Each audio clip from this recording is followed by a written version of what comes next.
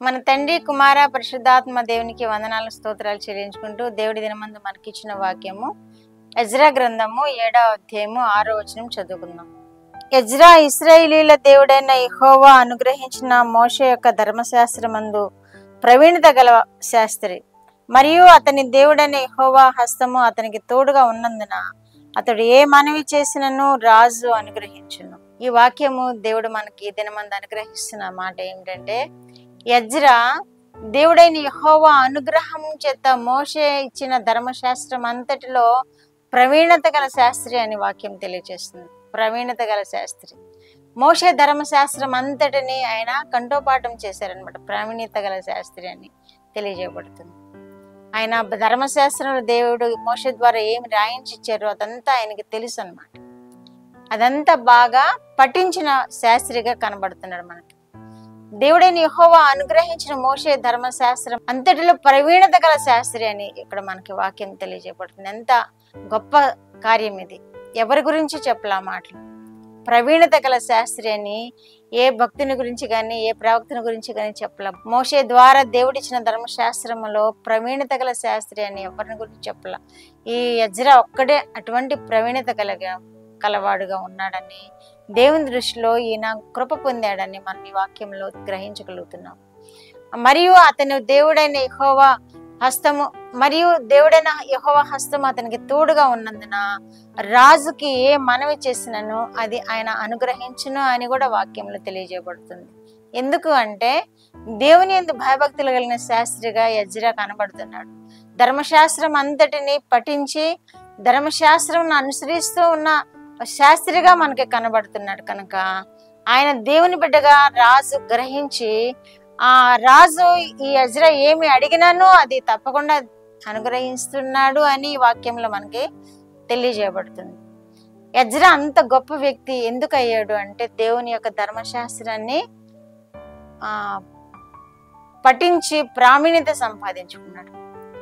దేవుని యొక్క ధర్మశాస్త్రమును మనము పఠిస్తున్నామంటే మనకి దేవుని యొక్క కృపను బట్టి దేవుని యొక్క ఆజ్ఞలను గైకొనాలని, దేవుని యొక్క విధులను అనుసరించాలని మనం తెలుసుకుంటూ యేసుక్రీస్తు ప్రభు వారి యొక్క బోధల వలన మనము దేవుని యొక్క కృప పొందుకున్న ఎడల మనము కూడా ఏది అడిగినా ఎవరిని అడిగినా దేవుడు తప్పకుండా వారి ఇచ్చేలాగా వారికి మనసు పుట్టిస్తున్నాడని ఈ వాక్యం ద్వారా మనం గ్రహించగలుగుతున్నాం. యేసుక్రీస్తు కృపను మనం పొందుకున్నప్పుడు యేసుక్రీస్తు యొక్క బోధలు 4 సువార్తలు మనం పఠించి వాటిలో కూడా మనకి ప్రావీణ్యత కలిగినప్పుడు మనము కూడా ఏ రాజు ఎదుట నిలబడినను, ఏ గొప్పవారి ఎదుట నిలబడినను, ఏ అధికారి ఎదుట నిలబడినను మనం సహాయం కొరకు తప్పకుండా ఈ ఎజ్రా పొందిన సహాయం వల్లే మనము కూడా పొందుకుంటామని వాక్యాల ద్వారా తెలియజేయబడుతుంది మనకి.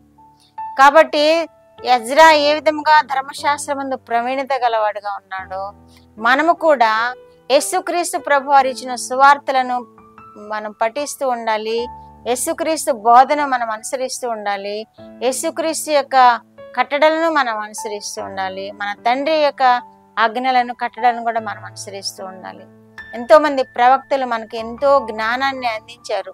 ప్రవక్తలు వచనాల ద్వారా గ్రంథములో ఆయా గ్రంథాల్లో ప్రవక్తలు తెలియచేసిన బోధన మనం పఠించి అనుసరించినప్పుడు ఎజ్రా ఏ విధంగా మేలు పొంది రాజు ఎదుట ఏ మనవి చేసినా గానీ ఎజ్రా ఆ మనవి అంగీకరింపబడినట్లుగా మనము కూడా మన తండ్రి అయిన దేవుని ఎదుట, మన రక్షకుడైన యేసుక్రీస్తు ఎదుట మనము కూడా ఏ మనవి చేసినా గానీ దేవుని యొక్క కృప మనం పొందుకుంటూ ఈ లోకంలో ఎవరి సహాయం పొందుకోవాలన్నా వారి ఎడల కూడా దేవుడు మనకి సహాయాన్ని అందిస్తున్నాడని ఈ వాక్యం ద్వారా మనం తెలుసుకోగలుగుతున్నాము.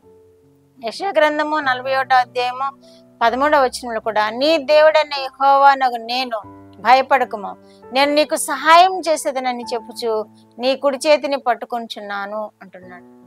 యేసు ప్రభు వారు మనకి ఆయన చేతిని అందిస్తానంటున్నారు. మన తండ్రి అయిన దేవుడు మనకి చేతిని అందిస్తానంటున్నారు.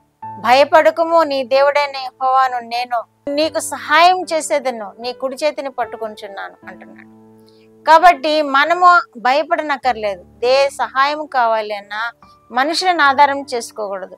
ఇజ్రాయేలీలు చూడండి, మనుషులను ఆధారం చేసుకోలేదు. వారు వారికి సర్వ శక్తినిచ్చాడు దేవుడు, సర్వ జ్ఞానం ఇచ్చాడు. సొలొమోను మహారాజు జ్ఞానం అడిగినప్పుడు ఎటువంటి జ్ఞానాన్ని ఇచ్చాడు దేవుడు, ఈ ఇజ్రాయిల్ కూడా అంతటి జ్ఞానం ఇచ్చాడు. యోధా ఇజ్రాయిల్ జనాంగానికి అంతటి జ్ఞానం ఇచ్చి ప్రపంచంలో వారు జ్ఞానవంతులు, వారు శక్తివంతులు, వారు తక్కువ మంది అయినప్పటికీ వారు జయముందేవారు అని గుర్తింపబడ్డారు. వారు ఎందుకని అంటే దేవుణ్ణి ఆశ్రయించారు. వారు తండ్రి అయిన దేవుని ఆజ్ఞలను, కట్టలను, విధులను గైకొన్నారు. రక్షకుడైన యేసుక్రీస్తుని కూడా అనుసరిస్తున్నారు. కాబట్టి వారు జయం వెంబడి జయం పొందుతున్నారు అని వారి మనకి ఒక గొప్ప ఉదాహరణ. ఇజ్రాయెల్ జనము, యూదా జనం మనకు ఒక గొప్ప ఉదాహరణ. జయం పొందటానికి, మనము జయం పొందటానికి మన తండ్రి అయిన దేవుణ్ణి, మన రక్షకుడైన యేసుక్రీస్తు ప్రభు వారిని మనం ఆశ్రయించినప్పుడు వారిచ్చిన గ్రంథాలను, వారిచ్చిన ఆజ్ఞలను పఠించి మనము వాటి ఎందుకు అనుసరించినప్పుడు దేవుడు మనకు కూడా విజయాన్ని అనుగ్రహిస్తాడు. ఇజ్రాయెల్కి ఇచ్చిన విజయాన్ని మనకు కూడా అనుగ్రహిస్తాడు. యోధా జనాన్ని గొప్ప చేసిన విధముగా మనల్ని కూడా గొప్ప చేశాడు. వారు ప్రపంచంలో వారి జనం ఎంతంటే కేవలము 60 లక్షలు, 10వ వంతు జనం వారు.